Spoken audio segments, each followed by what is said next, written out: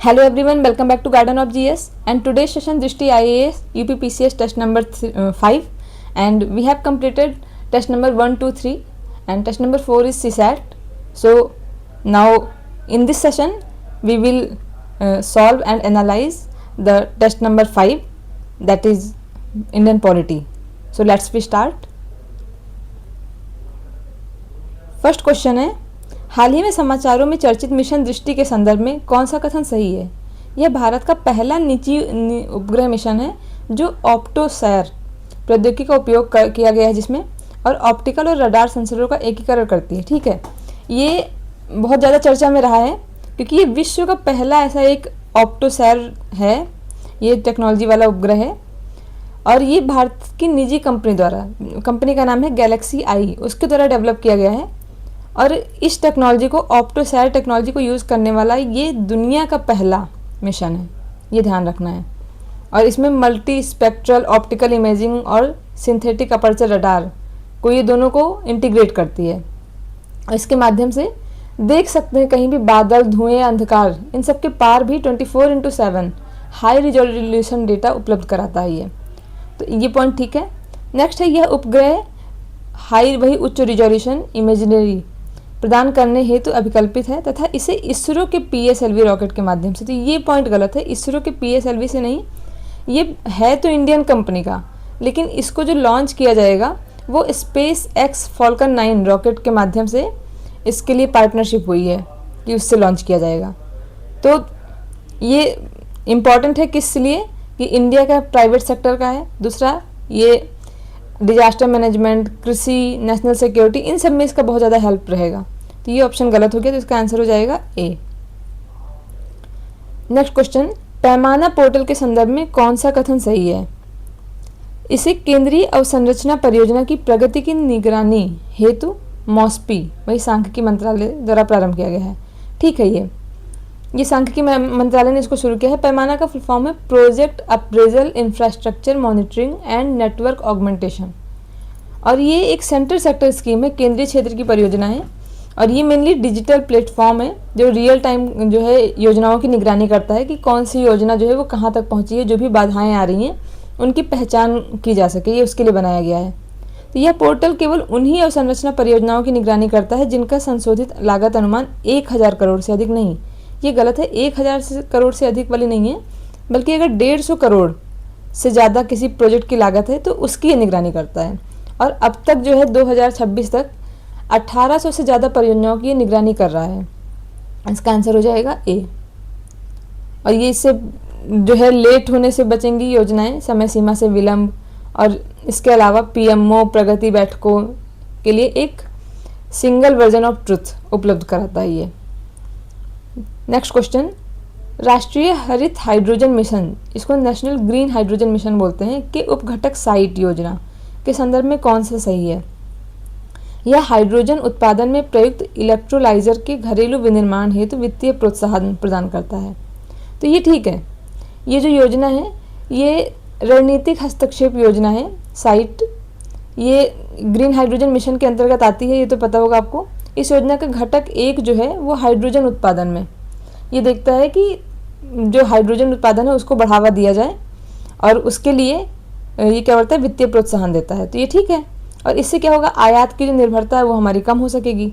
यह योजना औद्योगिक अंगीकरण को प्रोत्साहित करने हेतु हरित हाइड्रोजन के प्रत्यक्ष उत्पादन के लिए भी प्रोत्साहन करती है। ठीक है, ये ग्रीन हाइड्रोजन को बढ़ावा देती है ताकि जो ग्रे हाइड्रोजन है उसका जो प्राइस है और जो ग्रीन हाइड्रोजन है उसका जो प्राइस है, उन दोनों में जो गैप है उसको कम किया जा सके, जिससे कि हमारा जो है वो इकॉनमी वो ग्रीन हाइड्रोजन की तरफ शिफ्ट हो सके और हम इंपोर्ट को कम कर दें। तो 2030 तक जो है 5 मिलियन मीट्रिक टन हाइड्रोजन उत्पादन क्षमता के लक्ष्य को प्राप्त करने का लक्ष्य रखा गया है। तो इसका आंसर हो जाएगा सी। नेक्स्ट क्वेश्चन, हाल ही में यूनेस्को विश्व धरोहर स्थल के लिए नामांकित जिंगकिएंग जरी की बात हो रही है। ये लिविंग ब्रिज रूट ब्रिज है। इसका निर्माण खासी और जयंतिया जनजातियों द्वारा फिकस इलास्टिका वृक्ष की जड़ों का उपयोग करके किया जाता है। एकदम सही है, ये आपने पढ़ा होगा कहीं या कभी, ऐसे कुछ आश्चर्य से होते हैं उन आश्चर्य में आपने इसको सुना होगा कि ये एक लिविंग रूट ब्रिज है, जो इस पेड़ की वृक्ष की जो जड़ें होती हैं उसका वो जड़ें बाहर की तरफ निकली होती हैं, जैसे मैंग्रोव में आपने देखा होगा, इसी तरह से इसमें भी बाहर निकली रहती हैं। तो खासी और जयंतिया जो जनजातियाँ हैं ये दोनों उन जड़ों का उपयोग करके और ब्रिज बना देती हैं। ब्रिज मतलब एक पुल बना देती हैं। और ये जो फिकस इलास्टिका है इसको रबर का वृक्ष भी बोलते हैं वहाँ पर। तो ये नदी है, तो नदी के ऊपर इन्होंने ऐसा पुल बना दिया। आप गूगल करके देखिएगा, बहुत मजा आएगा आपको, बहुत अच्छा लगेगा और मतलब प्राउड होगा कि वाह क्या कल्चर है। तो ये उसका प्रयोग करके पुल बना देते हैं। तो ये पुल क्या हो गया, एक नेचुरल ब्रिज हो गया इनका। तो ये ऑप्शन ठीक है। और यह मुख्यतः लद्दाख एवं स्पीति की ऊंचाई वाले शीत मरुस्थलीय क्षेत्र में, नहीं मरुस्थलीय क्षेत्र में नहीं है, बल्कि खासी और जयंतिया जनजातीय कहाँ पर है, मेघालय में। तो खासी और जयंतिया ये ऐसे गारो, खासी, जयंतिया 3 हैं। तो जो खासी हिल है उसका पूर्वी हिस्सा और जो जयंतिया है इसका पश्चिमी हिस्सा, मतलब इस एरिया में ये मेनली वहाँ पे उपोष्ण कटिबंधीय आर्द्र चौड़ी पत्ती वाले वन पाए जाते हैं, वहीं पर ये पाया जाता है ये वृक्ष। और उसी वृक्ष से जो है ये ब्रिज बनाते हैं। और 2026 में 25-26 में संस्कृति मंत्रालय ने इनको नामांकन के लिए अंतिम रूप दे दिया है कि यूनेस्को में इनका नामांकन किया जाए और ये कल्चरल हेरिटेज के रूप में। और ये सबसे आश्चर्य की बात क्या है कि जो नॉर्मल ब्रिज होते हैं जो सीमेंट और कंक्रीट पत्थर से बनते हैं वो टाइम जैसे बढ़ता जाता है वैसे वो कमज़ोर होते जाते हैं, लेकिन ये जो लिविंग रूट ब्रिज हैं ये टाइम जैसे जैसे बढ़ता जाता है ये और ज़्यादा जो है मजबूत होते चले जाते हैं। तो ये बहुत आश्चर्य की बात है कि इन क्षेत्रों में जहाँ पर आर्द्रता और अत्यधिक वर्षा, मेघालय का जान ही रहे हैं, मेघालय में मासिनराम और चेरापूंजी जो अधिक वर्षा वाले क्षेत्र हैं ये उन्हीं क्षेत्रों में पाया जा रहा है।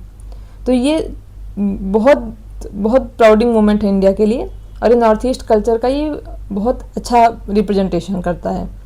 तो ये ऑप्शन ए इसका ठीक हो जाएगा। हालिया द्विपक्षीय विकासों के संदर्भ में भारत न्यूजीलैंड संबंध में कौन सा कथन सही है? भारत और न्यूजीलैंड ने हाल ही में भारतीय निर्यात के 100% पर शुल्क समाप्त करने हेतु एक मुक्त व्यापार समझौता जिसको FTA बोलते हैं किया है। हाँ तो ठीक है, ये इसमें बहुत ज़्यादा कुछ बताने लायक नहीं है, बस ये कि भारत और न्यूजीलैंड ने 100% शुल्क मुक्त व्यापार समझौता किया है कि निर्यात पर 0% टैक्स रहेगा, मतलब 100% शुल्क समाप्त करने हेतु कर दिया है FTA। ठीक है। दोनों देशों ने जलवायु अनुकूल कृषि प्रौद्योगिकियों के आदान प्रदान के माध्यम से कार्बन तटस्थ क्षेत्र में सहयोग को बढ़ावा दिया। ठीक है। अगर देखिए इस तरह का क्वेश्चन, इस तरह का ऑप्शन कहीं आए कि इसमें आप बहुत ज़्यादा स्पेसिफाई इन्होंने किया नहीं, ऑप्शन को एक जनरल स्टेटमेंट दे दिया है कि जलवायु अनुकूल कृषि प्रौद्योगिकियों के आदान प्रदान के माध्यम से कार्बन न्यूट्रल एग फार्मिंग को बढ़ावा दे रहे हैं। तो ठीक है, कार्बन रेजिलियंट फार्मिंग को। तो ये कोई भी समझौता होगा इसमें इसके अपोज में तो नहीं ही जाएंगे। अगर 1% किसी भी पॉलिसी से फ़ायदा हो रहा है तो ये ऑप्शन ठीक मान लिया जाएगा। तो इसलिए ये दोनों ही ऑप्शन ठीक है, आंसर सी हो जाएगा। नेक्स्ट क्वेश्चन है, युग्म सही सुमेलित बताना है इनका कि अवदीपका यूक्रेन में, रफा सऊदी अरब, पोर्ट सूडान में और स्टेपानाकर्ट अजरबैजान में। तो ये ठीक है। देखिए इसमें जो है अवदीपका यूक्रेन में ठीक है, ये यूक्रेन में हाल ही में जो है ये एक संघर्ष देखने को मिला है इस क्षेत्र में। ये पूर्वी यूक्रेन से यूक्रेन है तो इसका ये पूर्वी वाला हिस्सा जो है यहाँ पर ये अवदीपका है। ठीक है। रफा सऊदी अरब नहीं है, रफा गाजा पट्टी वाले क्षेत्र में पड़ता है। ठीक।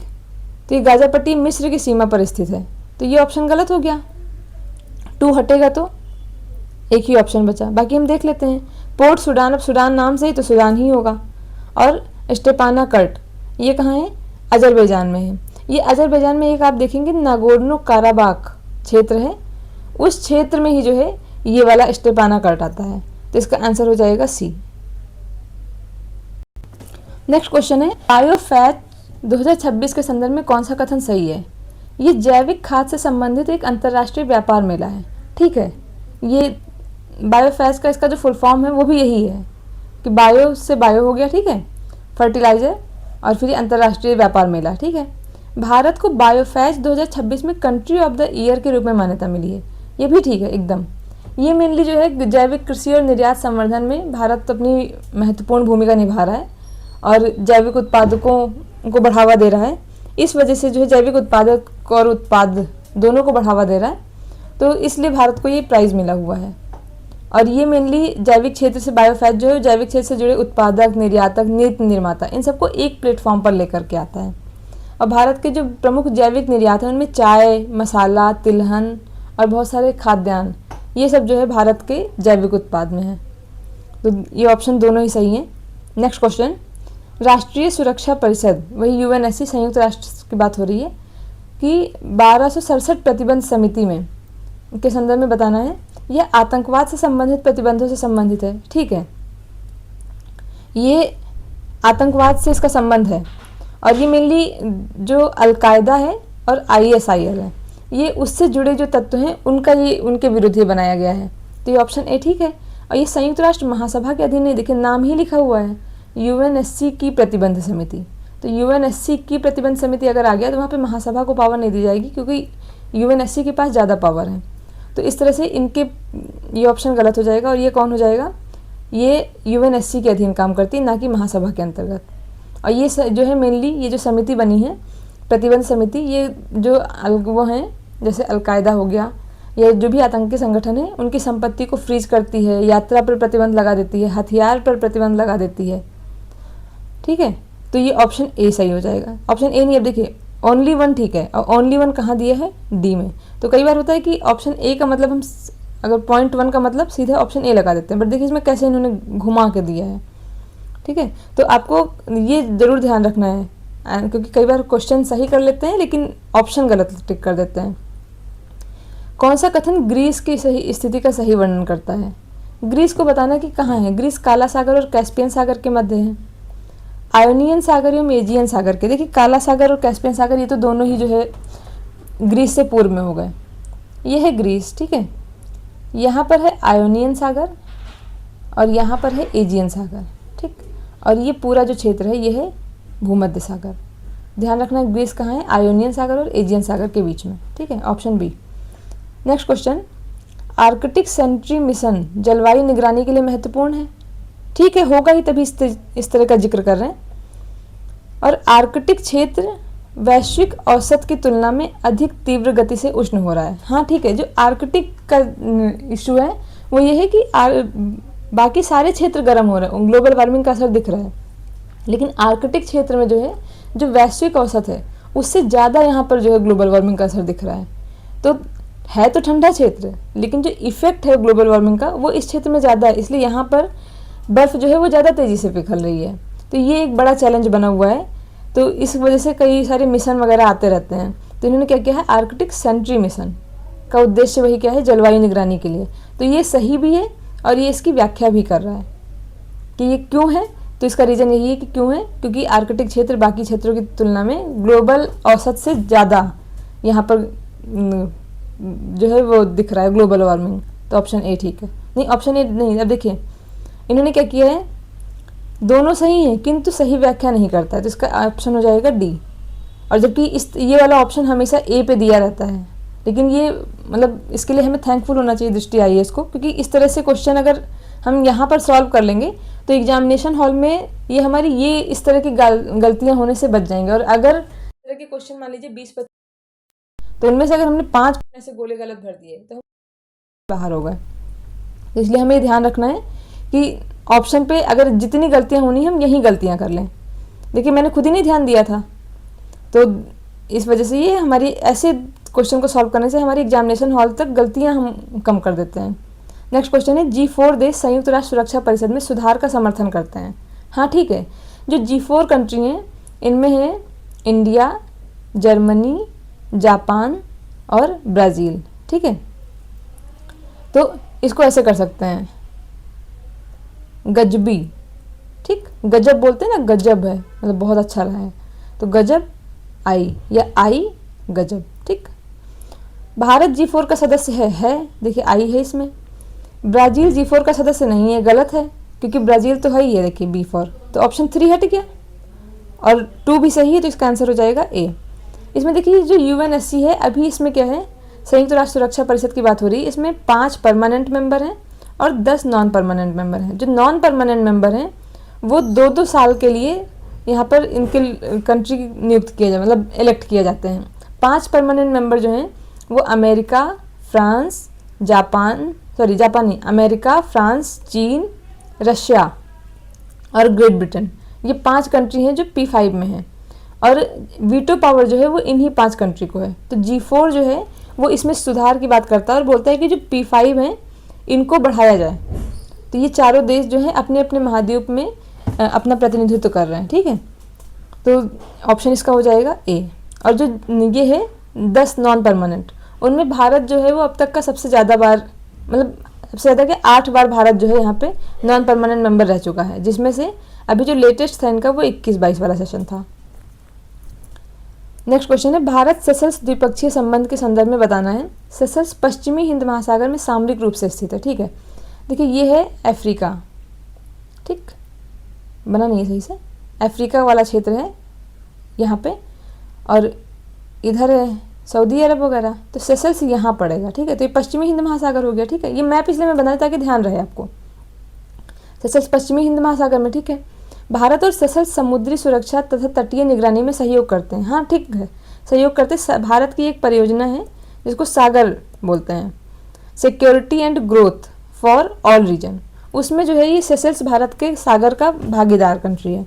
तो ये ऑप्शन दोनों ही सही हैं, सी हो जाएगा। और सेशल्स क्या है, एक आइलैंड कंट्री है। देखिए अब मैंने बताया ऐसे, तो ये आइलैंड कंट्री है ही है।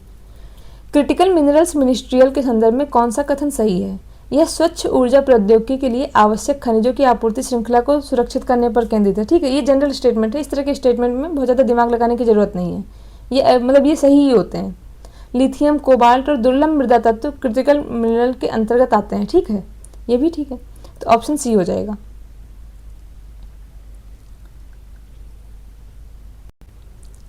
Next question, vibrant village programme, vibrant villages programme 2 के संदर्भ में बताना है।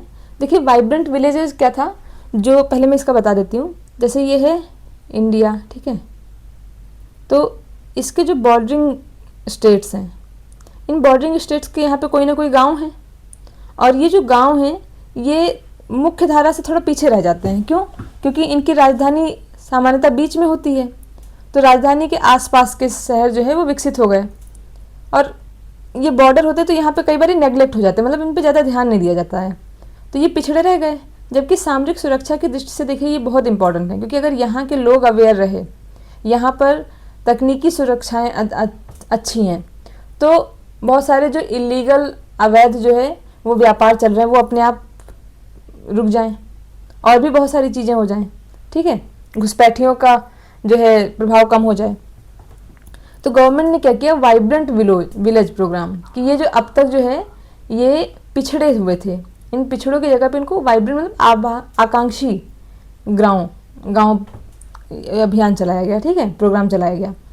तो इसमें इन क्षेत्रों को विकास किया जाएगा, और सरकार जो है BRO के तहत, बॉर्डर रोड ऑर्गेनाइजेशन के तहत पूरे सीमावर्ती क्षेत्र में सड़क बनाने का प्रयास कर रही है। तो एक तो विकास सड़क से हो गया, दूसरा इन गांवों में जो है यहाँ पे बहुत सारी योजनाएं लाई जाएंगी जिससे इनका विकास होगा, ठीक है।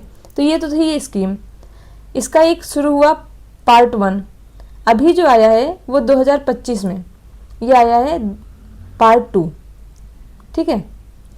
इसमें मेनली क्या हुआ है कि जो अंतर्राष्ट्रीय सीमा से सटे हुए ब्लॉक हैं उनमें स्थित गांवों का समग्र विकास करना है, जो पहले चरण में शामिल उत्तरी सीमा क्षेत्रों से भिन्न है। ये ध्यान रखना है कि पहले वाले में जो था वो मेनली उत्तरी सीमा क्षेत्र की बात हुई थी, इसमें क्या है सारी सीमाओं की बात हो रही है, ठीक है। तो ये ऑप्शन ठीक है, एक तो ठीक ही हो गया। यह एक केंद्रीय क्षेत्र की योजना है जो जिसमें पूर्णतः केंद्र सरकार द्वारा वित्त पोषित नहीं, इसमें जो है पूर्णतः केंद्र सरकार वित्त पोषित नहीं कर रही है, बल्कि इसमें राज्य सरकार भी फंडिंग करती हैं। और ये मेनली वही देखिए आपका इधर उत्तर प्रदेश, बिहार, पश्चिम बंगाल का थोड़ा सा जो एरिया लग रहा है वो हो गया, फिर इधर बांग्लादेश में लग रहा है, बाकी नॉर्थ ईस्ट के सारे हो गए, उत्तराखंड, इधर जम्मू कश्मीर, ठीक है, पंजाब, राजस्थान, गुजरात, ये सारे क्षेत्र आ गए इसमें, मतलब जितने भी बॉर्डरिंग कंट्री हैं, बॉर्डरिंग स्टेट हैं वो सारे ही आ गए। तो इसका आंसर क्या हो जाएगा, इसका आंसर हो जाएगा सी, ठीक, सी नहीं सॉरी ये गलत है, ये 2 वाला गलत है, तो इसका आंसर हो जाएगा ए, ठीक है, सॉरी। नेक्स्ट क्वेश्चन, इंडो पैकॉम के संदर्भ में बताना है। ये United states Indo Pacific command को संदर्भित करता है, ठीक है। जो इंडो पैकॉम है ये यूनाइटेड स्टेट्स से संबंधित है, ठीक। यह इंडो पैसिफिक क्षेत्र में सैन्य अभियानों के लिए उत्तरदायी है, तो ये भी ठीक है। ये इंडो पैसिफिक क्षेत्र में सैन्य अभियान, सुरक्षा साझेदारी, रणनीतिक प्रतिरोध, इन सब की देखरेख करता है, तो ये ऑप्शन हो जाएगा सी। और ये जो बना था ये 1 जनवरी 1947 को एकीकृत कमान के रूप में इसकी स्थापना हुई थी, और ये संयुक्त राज्य अमेरिका की सबसे पुरानी तथा सबसे बड़ी एकीकृत कमान में से है। अब देखिए, आप सोच रहे होंगे कि ये इसमें इंडो पैसकॉम में अमेरिका का तो कहीं नाम ही नहीं आ रहा है इस नाम में। हाँ, नाम नहीं आ रहा है, लेकिन ये इंडो पैकॉम मेनली इंडो पैसिफिक क्षेत्र की ही बात कर रहा है, ठीक है। तो वो क्या है, ये अमेरिका का है, सबसे बड़ा और सबसे पुराना एकीकृत कमानों में से एक है, और इसका फुल फॉर्म जो है United states Indo Pacific command है, पूर्ण रूप, ठीक है, जो अमेरिका की एकीकृत सैन्य कमानों में से एक है, ठीक। तो ऑप्शन इसका सी हो गया। वर्ल्ड सी फूड कांग्रेस 2026 के संदर्भ में कौन सा कथन सही है? यह सी फूड व्यापार और मत्स्यिकी की स्थिरता के लिए एक वैश्विक मंच है, ठीक है। इसमें कुछ ऐसा स्टेटमेंट नहीं है जो बहुत गलत करने लायक हो। पहली बार भारत में चेन्नई में आयोजित किया गया। अब देखिए, यहाँ पे गलती होगी, पहले स्टेटमेंट में गलती नहीं होगी क्योंकि वो जनरल स्टेटमेंट है। स्पेसिफिक कर दिया कि पहली बार भारत में।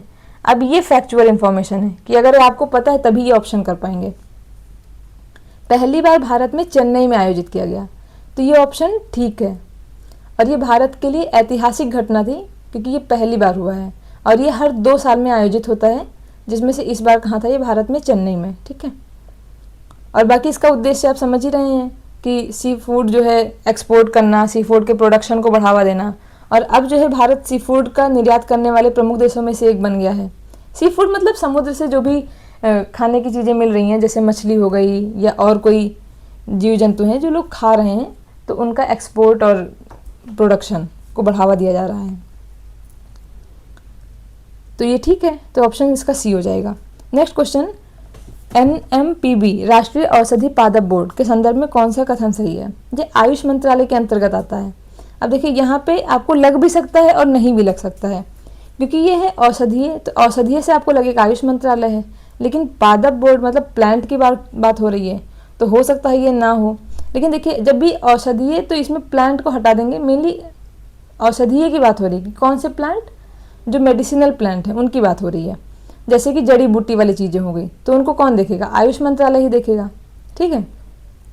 तो ऑप्शन ठीक है, ए। यह औषधीय पौधों के संरक्षण और संवर्धन को प्रोत्साहित करेगा। देखिए, पादप बोर्ड है, प्लांट बोर्ड अगर बना है, तो बोर्ड का काम क्या होगा कि उनका संरक्षण करे, अवैध जो है व्यापार ना हो, उनका संवर्धन को बढ़ावा दे कि और किस तरह से इनका कल्टीवेशन बढ़ाया जा सकता है, उनकी प्रोडक्टिविटी को बढ़ावा देना, जो पॉजिटिव स्टेटमेंट है, तो ये अपने आप में ठीक है। तो इसका आंसर हो जाएगा सी, दोनों ही सही हैं। अंतर्राष्ट्रीय सौर संगठन, सौर गठबंधन, इंटरनेशनल सोलर अलायंस की बात हो रही है। ये जो है भारत, अमेरिका और फ्रांस द्वारा संयुक्त रूप से लॉन्च किया गया था। ये ऑप्शन गलत है, अमेरिका नहीं था इसमें, ये भारत और फ्रांस द्वारा लॉन्च किया गया था, और ये भारत का बहुत बड़ा इनिशिएटिव था। और आज के टाइम पे इसमें जो है 120 से ज़्यादा सदस्य हो गए हैं, ठीक है। और इसका मुख्यालय गुरुग्राम हरियाणा में है, तो ये ठीक है। इसका जो मुख्यालय है वो गुरुग्राम हरियाणा में है, और ये भी भारत के लिए एक उपलब्धि ही है कि ये हरियाणा के गुरुग्राम में है ये, ठीक। और इसका मेनली है कि 2030 तक सौर ऊर्जा के क्षेत्र में $1 ट्रिलियन से ज़्यादा का जो है वो निवेश जुटाना है। और ये भारत में मुख्यालय वाला पहला अंतर्राष्ट्रीय संधि आधारित संगठन है, ये ध्यान रखना है, क्योंकि जहाँ पे इस तरह के फैक्ट आते हैं वहाँ पे हम कंफ्यूज हो जाते हैं, क्योंकि उसमें कॉमन सेंस जैसी भी चीज़ नहीं लगती कि पहला है कि नहीं है, क्या ऐसे ही गलत कराने के लिए स्टेटमेंट दे दिया है, या सही है इसलिए दिया गया है, इस तरह की कन्फ्यूजन्स आती हैं। तो ये क्या है, भारत में पहला है इसका मुख्यालय, पहला ऐसा अंतर्राष्ट्रीय संधि आधारित संगठन है जिसका मुख्यालय भारत में, और कहाँ पर है? गुरुग्राम में। और ये जो है कब हुआ था? COP21 हुआ था, कब? 2015 में, ठीक है। और 2015 में तभी ये जो है भारत और फ्रांस ने संयुक्त रूप से इसका लॉन्च किया था। और इसमें इसका उद्देश्य क्या रहेगा? ऑब्वियस है वही रहेगा कि वैश्विक स्तर पर सौर ऊर्जा के विस्तार को बढ़ावा दिया जा सके। और इसमें शुरू में रखा गया था कि जो ट्रॉपिकल क्षेत्र है, ये हो गया 0 डिग्री, फिर ये हो गया 23.5 नॉर्थ और ये 23.5 साउथ, मतलब कर्क और मकर रेखा, इनके बीच का जो क्षेत्र है यहाँ पे सबसे ज़्यादा सनलाइट मिलती है। तो पहले रखा गया था कि इन क्षेत्र के लोग को शामिल किया जाए, लेकिन अब जो है बाकी लोग भी इसमें स्वेच्छा से शामिल हो सकते हैं। तो इसका आंसर क्या हो जाएगा, दोनों ही ठीक है। बिम्स्टेक के संदर्भ में बताना है कि बिम्स्टेक की स्थापना 6 जून 1997 को हुई थी। कहाँ पे, बैंकॉक घोषणा के हस्ताक्षर पर हुई थी। एकदम ठीक स्टेटमेंट है ये। और ये क्या है, देखिए बिम्स्टेक का नाम ही क्या है, ये बे ऑफ बंगाल, ठीक है। तो इसका जो बी है, इस बी का मतलब बे ऑफ बंगाल है, ठीक है। तो ये एक क्षेत्रीय संगठन है और इसकी स्थापना की डेट ये ठीक है कि 6 जून 1997। देखिए अब तक अगर आपको नहीं याद रहा हो तो कोई बात नहीं, क्योंकि पढ़ाई की एक लिमिट है, हम कितना पढ़ सकते हैं। मतलब जीएस की भी एक, जीएस तो अनलिमिटेड है लेकिन हम एक लिमिट तक ही चीज़ें याद रख सकते हैं। बट अगर इस क्वेश्चन को आज हमने सॉल्व कर लिया तो अब ये गलत नहीं होना चाहिए, ठीक। तो बिम्स्टेक कब वो आया, 1997, ठीक। और बैंकॉक डिक्लेरेशन से, देखिए बिम्स्टेक और बैंकॉक, इसको ऐसे याद करेंगे, बिम बैंक, मतलब जो बैंक है वो बीमा करता है, ठीक है। तो बैंक बीमा करता है, तो बैंकॉक डिक्लेरेशन। और कब करता है, तो एक जब बैंक बीमा करता है तो एक डिक्लेरेशन साइन कराता है, ठीक है, घोषणा पत्र जिसको बोलते हैं। तो बैंकॉक घोषणा याद रह जाएगी कि बैंक घोषणा पत्र पे साइन कराता है जब बीमा करता है, ठीक। और 1997 तक, ठीक है। नेक्स्ट है भारत, बांग्लादेश, भूटान, नेपाल, श्रीलंका और म्यांमार, थाईलैंड, इतने कंट्री ये बिम्स्टेक के सदस्य हैं, ठीक है। बिम्स्टेक के 7 सदस्य हैं और ये 7 तो यही कंट्री है जिनका ये नाम दिया हुआ है। तो आगे से नहीं भूलना है, बस ये ध्यान रखना है। तो इसमें देखिए बहुत आसान है, अगर ऐसे आप रटेंगे तो भूल जाएंगे, ठीक है। लेकिन देखिए भारत है एक, अब भारत के जो 2 कंट्री हैं नेपाल और भूटान, उनकी भी रिवर कहाँ आके गिरती हैं, भारत से होते हुए बंगाल की खाड़ी में गिरती हैं। तो 3 कंट्री तो यही हो गए, चौथा यहाँ बांग्लादेश हो गया, 4 हो गए। नीचे श्रीलंका आइलैंड कंट्री है, इसकी भी तो रिवर आएगी बंगाल की खाड़ी में गिरेगी, 5। दूसरी इधर म्यांमार और बाकी जो है ये थाईलैंड। तो म्यांमार और थाईलैंड की भी रिवर आकर के बंगाल की खाड़ी में गिरती हैं। तो ये जो बी से मैंने इसलिए बताया इसका कि बी का मतलब है बे ऑफ बंगाल, ठीक। तो बे ऑफ बंगाल का ही क्षेत्रीय संगठन है। तो अब इनके कंट्री नहीं भूलिए आप कि 4 जो भारत से लगे हैं, एक श्रीलंका, इधर 4 के 5 इधर आ जाइए, तो म्यांमार लगा हुआ है और ये म्यांमार से लगा हुआ थाईलैंड है।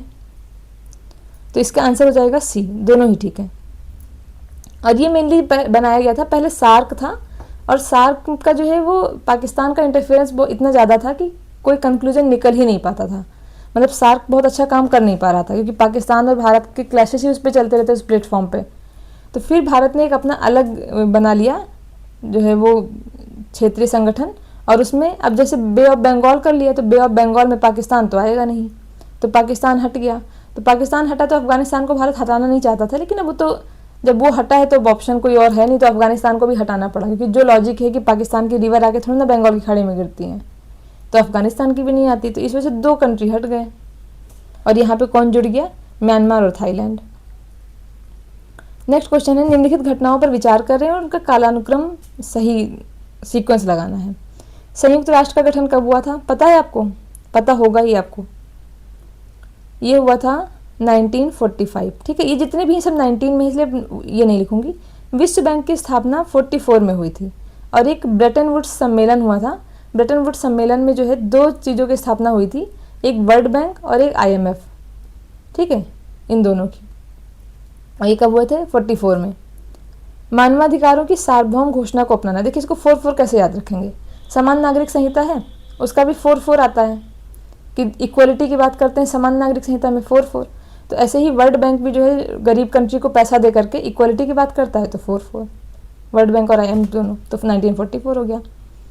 मानवाधिकारों की सार्वभौमिक घोषणा ये हुई थी 1948 में और 10 दिसंबर 1948 को हुई थी, इसलिए 10 दिसंबर को मानवाधिकार राष्ट्रीय या अंतर्राष्ट्रीय मानवाधिकार दिवस मनाया जाता है, ठीक है। फिर WTO, इसकी स्थापना बाद में हुई है, ये कब हुई है, 1995 में। तो आप सीक्वेंस देख लीजिए, 2134 ऑप्शन ए हो गया। नेक्स्ट क्वेश्चन, इनमें से कौन सा सही है, क्वाड में कौन शामिल है? भारत, जापान, ऑस्ट्रेलिया और यूएसए। ठीक है, ये एकदम सही है। क्वाड एक सैन्य गठबंधन है ना, क्वाड सैन्य गठबंधन नहीं है, बल्कि क्या है, सामरिक और कूटनीतिक समूह है, मतलब स्ट्रैटेजिक समूह है ये, स्ट्रैटेजिक और डिप्लोमेटिक ग्रुप है ये। तो ऑप्शन 2 तो आप पहले ही हटा दीजिए, एक ऑप्शन कट गया। क्वाड हिंद प्रशांत सहयोग पर केंद्रित है, एकदम ठीक है, तो ये ऑप्शन हो जाएगा सी। और क्वाड की जो क्वाड से अब क्या हो रहा है कि चाइना और रशिया, इन दोनों को थोड़ा सा ऑब्जेक्शन होता रहता है क्वाड को लेके, क्योंकि ये थोड़ा भयभीत रहते हैं और इसी वजह से जो है वो आपस में थोड़ा सा और डिस्प्यूट्स भी कभी कभी बढ़ने लगते हैं क्वाड को लेकर के। तो क्वाड इन सब चीज़ों की वजह से और ज़्यादा न्यूज़ में आने लगता है। नेक्स्ट है, संयुक्त राष्ट्र शांति स्थापना आयोग के संदर्भ में कौन सा कथन सही है? इसकी स्थापना संयुक्त राष्ट्र महासभा और सुरक्षा परिषद दोनों के प्रस्ताव द्वारा की गई थी। क्या है? संयुक्त राष्ट्र शांति स्थापना आयोग। ठीक है, इसकी स्थापना कब हुई है? ये हुई थी 2005 में। ठीक, और किसके प्रस्ताव द्वारा? संयुक्त राष्ट्र महासभा और सुरक्षा परिषद दोनों। देखिए, संयुक्त राष्ट्र महासभा जो है वो एक तरह से डेमोक्रेटिक प्लेटफॉर्म है कि जिसमें सारे कंट्री को इक्वल वोटिंग मिली हुई है और इसमें सारे कंट्री प्रतिनिधित्व करते हैं। लेकिन जो मेन है वो संयुक्त राष्ट्र सुरक्षा परिषद है, UNSC, United Nations security council. Main power इसी के पास है। जो मैंने अभी बताया P5 वाली बात हो रही थी कि परमानेंट मेंबर 5 हैं और P10 जो है वो नॉन परमानेंट मेंबर हैं, और G4 के जो ग्रुप की बात हो रही थी वो इसी की बात हो रही थी। ठीक है, तो इसकी सुरक्षा परिषद की, तो इसके पास पावर ज़्यादा है। तो अगर किसी बड़े फैसले पे संयुक्त राष्ट्र महासभा का नाम आता है तो सुरक्षा परिषद का मोस्टली आ जाता है, और ज़्यादातर ये होता है कि इसका नाम अकेले ही आता है। बट ये क्या कि शांति स्थापना आयोग बनाना है तो दोनों के प्रस्ताव की बात हुई थी। ये संघर्ष प्रभावित देशों पर प्रतिबंध लगाने के लिए जिम्मेदार है। तो संघर्ष प्रभावित, देखिए संयुक्त राष्ट्र शांति स्थापना आयोग है। आयोग कोई भी होगा उसके पास इतनी पावर नहीं हुई कि देशों पर प्रतिबंध लगा दे। गाइडलाइन जारी कर सकता है, कुछ कर सकता है, लेकिन प्रतिबंध लगाने जैसी शक्तियां जो हैं इसके पास नहीं है। ये थोड़ा बड़ी शक्ति हो गई। तो ये शक्ति किसके पास है? सुरक्षा परिषद के पास। मैंने बताया ना कि कोई बड़ी पावर है, अगर बड़े डिसीजन, बड़ी पावर, तो वो किसके पास रहेगी? सुरक्षा परिषद। तो यह आयोग के पास ना होकर के ये पावर किसके पास है? सुरक्षा परिषद के पास है, ध्यान रखना है। और ये जो है PBC इसको बोलते हैं, पीस बिल्डिंग कमीशन। ठीक है, तो इसमें मेनली क्या है कि जो भी दाता देश है, मतलब डोनर देश जो पैसा देते हैं, सैनिक योगदान करते हैं, वित्तीय संस्थान और क्षेत्रीय संगठन, ये सब इसमें शामिल हैं। और ये क्या करता है? इन सबको एक साथ लाने का काम करता है। ठीक है, तो शांति निर्माण कोष इससे जुड़ा एक अलग वित्त पोषण साधन है, और ये आयोग सलाहकार है, ना कि कोई दंडात्मक है जो प्रतिबंध लगाने के लिए जिम्मेदार रहेगा। ठीक है, तो ये ऑप्शन गलत हो गया, इसका आंसर हो गया ए। अब देखिए ओनली 1 कहाँ दिया है? ऑप्शन डी में। हरित जलवायु कोष के संदर्भ में निम्न कथनों पर विचार कीजिए। इसकी स्थापना कानकुन समझौते के तहत की गई थी। ठीक है, जो हरित जलवायु कोष है इसको ग्रीन क्लाइमेट फंड बोलते हैं, GCF बोलते हैं, और इसकी स्थापना है वो कब हुई थी? कानकुन समझौते के तहत। ठीक है, और ये जो है ये आया कब था? देखिए GCF आया था 2010। ठीक, और ये मैक्सिको में है कानकुन। ठीक है, तो जैसे मैक्सिकम, जो ऐसे कैसे याद करेंगे कि कानकुन कहाँ पर है? तो जो मैक्सिमम लोग होते हैं वो कानाफूसी करते हैं, तो कानकुन, कान में कहने लगते हैं। और ये कौन सा था? 2010 का है, तो ये हो गया COP16। ठीक है, इसमें आया था ये UNFCCC की वित्तीय तंत्र की एक परिचालन इकाई के रूप में काम करता है। हाँ, ये ठीक है, ये जो है इसके रूप में काम करता है। ये विकासशील देशों को जलवायु अनुकूल और मिटिगेशन उपाय के लिए वित्तीय सहायता भी देता है। कौन? Green climate fund. और ग्रीन को कैसे याद रखेंगे? ग्रीन क्लाइमेट फंड 2010 का, ये तो आपने याद कर लिया कि कानकुन कहाँ है? मैक्सिको में। और मैक्सिको जो है वो ग्रीन, जब बोलते हैं ना कि लोग कान में बोलते रहते हैं, तो जब कान में कोई बोलता है तो ये हो जाता है कि ऐसे, फिर तो धीरे धीरे कान के पर्दे फट जाएंगे, है ना। तो मतलब एक जो ग्रीन वाली लाइफ है, क्लाइमेट अनुकूल लाइफ, वो नहीं रह जाएगी। और फिर देखिए पेड़ लगाने की बात होती है तो बोलते हैं कि एक पेड़, एक कहीं मैंने स्लोगन पढ़ा था कि एक पेड़ 10 पुत्र समान। ठीक है, तो हरित से क्या याद रखेंगे? ये 10 वाला, यही स्लोगन याद कर लेंगे। और COP16 को कैसे याद रखेंगे कि जब तक 16 साल का बच्चा होता है तब तक उसकी डिपेंडेंसी ज़्यादा रहती है। तो ऐसे बहुत अच्छी ट्रिक नहीं है, बट ठीक है, आप दूर से भी ऐसे लिंक कर लीजिए, तो कुल मिलाकर के एग्जाम में अगर थोड़ा भी ध्यान रह गया तो सबकॉन्शियस माइंड में रहेगा, तो ये क्लिक कर जाएगा वहाँ पे। तो ये इसका दोनों ही ऑप्शन ठीक है, इसका आंसर हो जाएगा सी। निम्न में से कौन सा कथन सही है? अंतर्राष्ट्रीय न्यायालय केवल राज्यों के बीच के मामलों की सुनवाई कर सकता है। एकदम सही है। अंतर्राष्ट्रीय न्यायालय, ध्यान रखना है, ये केवल राज्यों के बीच के मामलों की सुनवाई करता है। ऐसा नहीं है कि एक भारत का व्यक्ति पहुंच गया अमेरिका के खिलाफ केस करने, ना, भारत और अमेरिका के ही जो प्रतिनिधित्व हैं वही वहां पर जाकर के केस दे सकते हैं, ना कि कोई व्यक्ति। तो ऑप्शन ए तो ठीक है। नेक्स्ट है, व्यक्ति सीधे अंतर्राष्ट्रीय न्यायालय में नहीं जा सकता है। एकदम सही है। ये वही जो फर्स्ट वाला है उसी की व्याख्या है एक तरह से। और अंतर्राष्ट्रीय न्यायालय का मुख्यालय कहाँ है? जिनेवा में नहीं है, बल्कि ये है हैग में। हैग पेरिस में है, और ये पीस पैलेस बोलते हैं इसको, जहाँ पे ये है अंतर्राष्ट्रीय international court of justice, ICJ बोलते हैं। जहाँ पर आईसीजे है वो है पीस पैलेस में, और वो कहाँ पे है? हैग में, HEG। तो ऑप्शन इसका हो जाएगा 1 और 2, ऑप्शन ए। FATF एक अंतर सरकारी निकाय है, क्या सही है? और हाँ, इसमें एक और चीज़ बता दूं कि जो इंटरनेशनल कोर्ट ऑफ जस्टिस है वो 1945, देखिए यूएन बना है, यूएन के ही तहत की गई थी। इसकी भी स्थापना 1945 के तहत थी, और ये 1946 से इसने काम करना शुरू कर दिया था। और ये यूएन का ही एक प्रमुख न्यायिक अंग है, जो संप्रभु राज्य हैं उनके बीच का कानूनी विवादों का निपटारा करता है। और कोई भी व्यक्ति, NGO या सीधे कोई कंपनी इसके पास नहीं जा सकती है। ध्यान रखना है, इसके बारे में इंपॉर्टेंट है। FATF एक अंतर सरकारी निकाय है, ठीक है। FATF इसका फुल फॉर्म है वही फाइनेंशियल एक्शन टास्क फोर्स। और FATF एक ब्लैक लिस्ट और एक ग्रे लिस्ट का संधारण करता है, ठीक है, ये भी पॉइंट ठीक है।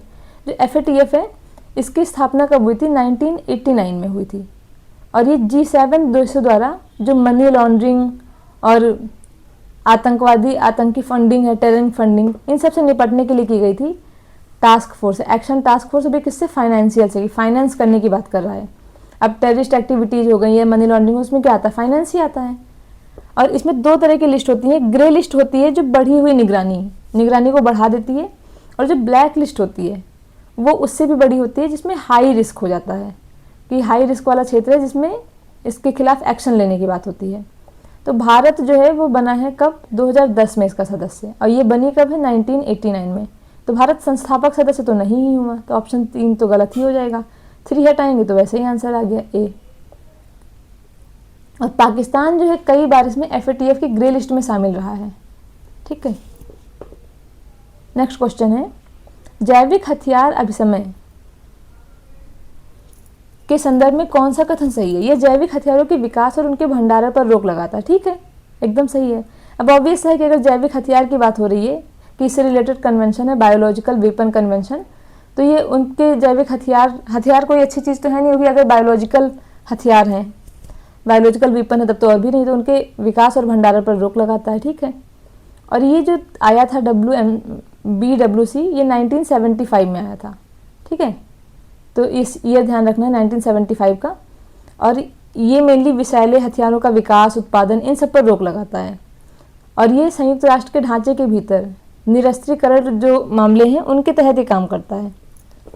और इसमें रासायनिक हथियार अभिसमय की तरह कोई औपचारिक सत्यापन तंत्र मौजूद है, तो ये गलत है। जो रासायनिक हथियार होते हैं उनमें औपचारिक सत्यापन तंत्र है, प्रणाली, लेकिन जैविक हथियार में कोई औपचारिक सत्यापन प्रणाली नहीं है। देखिए केमिकल को वेरीफाई करना आसान है, उनका वेरिफिकेशन, बट बायोलॉजिकल वाले थोड़ा सा रिस्की रहते हैं। तो ये पहला, ये ऑप्शन गलत हो गया, इसका आंसर हो जाएगा, अब देखिए कहाँ दिया है 26 में, डी।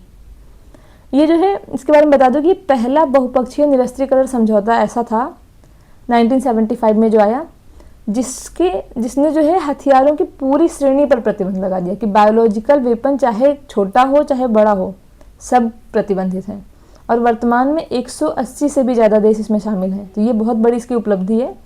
और जैविक हथियार में जैसे क्या हो सकता है कि कोई भी बैक्टीरिया हो गया, वायरस हो गया, ये सब इस्तेमाल करने की बात हो रही है। तो बैक्टीरिया या वायरस की कोई चाहे जितनी तारीफ कर दे, लेकिन ना, आप युद्ध में इस्तेमाल नहीं कर सकते हैं इसका, तो इसका आंसर बता दिया पहले ही। फिर नेक्स्ट है, कौन सा कथन सही है? आईएमएफ जो है आईएमएफ के एसडीआर विशेष आहरण अधिकार बोलते हैं इसको, एक मुद्रा है ना। ये देखिए आप कहीं भी आईएमएफ को पढ़ेंगे उसमें एसडीआर का जिक्र पढ़ेंगे, लेकिन उसमें लास्ट में ये लाइन जरूर लिखी रहती है कि ये कोई मुद्रा नहीं है। जो एसडीआर है मेनली अंतर्राष्ट्रीय आरक्षित संपत्तियां हैं कि लोगों ने इसको रख रखा है, लेकिन ये कोई मुद्रा नहीं है। आईएमएफ द्वारा सदस्य देशों के आधिकारिक भंडार को पूरक बनाने के लिए इसका प्रयोग किया जाता है। एसडीआर का मूल्य प्रमुख मुद्राओं की एक टोकरी पर आधारित होता है। तो हाँ ये ठीक है कि एसडीआर अपने आप में कोई मुद्रा नहीं है जिसका खुद का मूल्य हो, लेकिन ये क्या है कि 5 प्रमुख मुद्राएं हैं जिनकी टोकरी पर ये आधारित होती हैं। अब वो 5 प्रमुख कौन सी हैं? अब देखिए अमेरिकी डॉलर होगा ही होगा। अब एक तो हो गया अमेरिकी डॉलर, ठीक है, आप ऐसे पढ़ें। एक पूरे यूरोप का हो गया तो यूरो हो गया, ठीक, और अमेरिकी डॉलर तो हो ही गया डॉलर। और अब जब यूरोप का अलग है तो ब्रिटिश का पाउंड अलग होगा, ठीक है, 3 हो गए। फिर इधर जापान बहुत प्रमुख है तो जापानी येन हो गया, और मुद्रा के मामले में चीन भी कम नहीं है तो चीन हो गया, ठीक है। तो इस तरह से ये 5 हो गए। इन पांचों की जो मुद्रा का औसत होता है उनकी एक बास्केट बनती है, उन बास्केट का जो एवरेज होता है उसके आधार पर इसका मूल्य निर्धारित होता है। तो एसडीआर को निजी संस्थाओं या व्यक्तियों द्वारा भी रखा जा सकता है ना।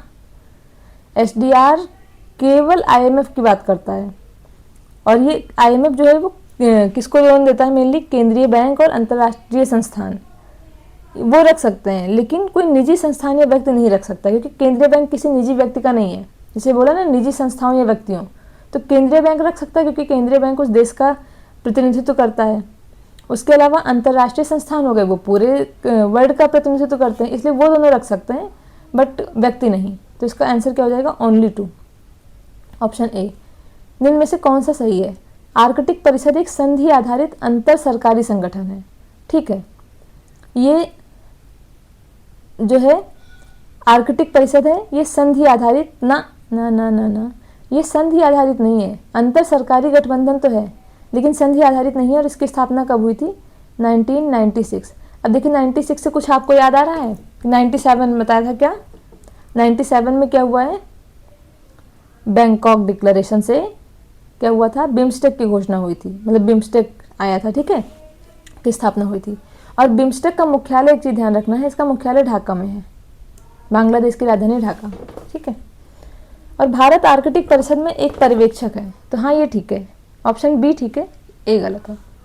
आर्कटिक परिषद सैन्य सुरक्षा विषयों को देखती है ना। आर्कटिक परिषद सैन्य सुरक्षा को नहीं देखती है, बल्कि सैन्य सुरक्षा को तो इससे बाहर रखा गया है। ये मेनली संरक्षण, पर्यावरण संरक्षण हो गया, सतत विकास हो गया, इन सब पर देखती है, इन सब मुद्दों को। और जैसे जलवायु हो गया, जहाजरानी हो गया, संसाधन हित हो गया, इन सब के कारण भारत भी थोड़ा महत्वपूर्ण बना हुआ है इसमें, तो पर्यवेक्षक का दर्जा दे दिया गया भारत को। इसमें कंट्री कौन से शामिल है? देखिएगा जो आर्कटिक है ना, आर्कटिक वृत्त जहाँ से गुजरता है उसके उत्तर के सारे कंट्री शामिल हैं। तो आप गेस कर सकते हैं, इधर चलेंगे तो कनाडा हो जाएगा, अमेरिका का अलास्का है तो ये हो जाएगा। फिर इधर एशिया की तरफ आएंगे तो इधर रशिया हो गया, 3 हो गए। फिर आप देखेंगे यहाँ का नॉर्वे, स्वीडन और फिनलैंड, ये तीनों तो हो ही गए। यहाँ पड़ता है डेनमार्क, आइसलैंड, वो है ना ग्रीनलैंड, ग्रीनलैंड की वजह से डेनमार्क हो गया, और एक यहाँ पर है आइसलैंड। तो कितने हो गए टोटल? 7 कंट्री। तो सदस्य देश कितने हैं इसके आर्कटिक के? 7, बिम्स्टेक के 7। तो इसका आंसर क्या हो जाएगा? ओनली 2।